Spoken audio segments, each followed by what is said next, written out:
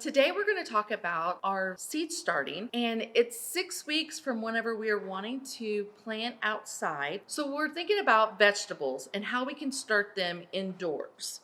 One way we can do that is we can start either tomatoes or peas 6 to 8 weeks before we're going to plant them out.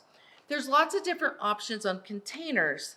This container is one that is a hexagon shape, and it has really long, deep channels that you can plant into.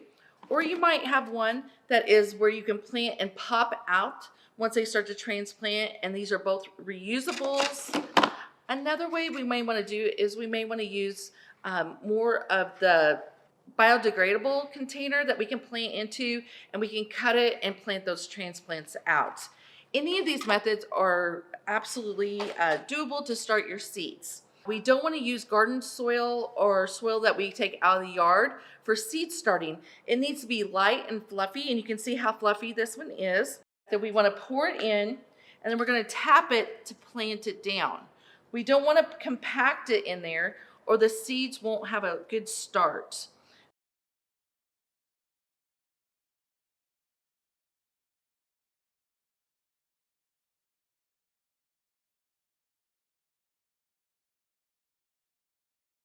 I'm just going to lightly tap it down to make sure they're full. Put it down in there.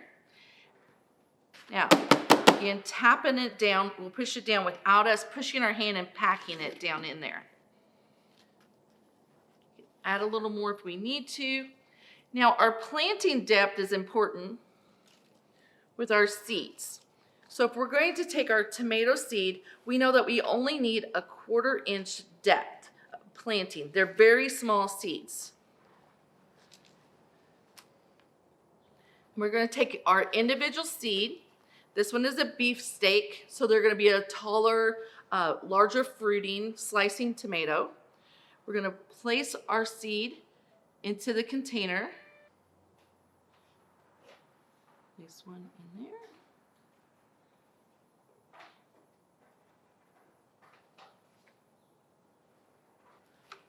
Once we have them planted, we now want to go ahead and cover the top of them.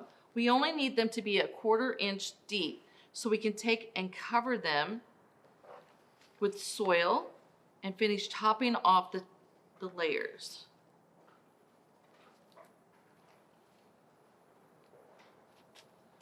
Pack it down.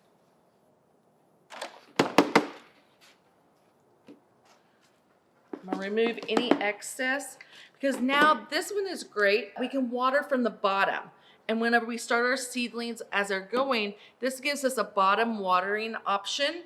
Once they get to start growing and they're about a 1/4 inch high to a 1/2 inch tall, they start to produce those first true leaves. I like to bottom water. That way we don't cause any problems with root rot issues or any bacterial issues with our seedlings with dampening off from top watering them.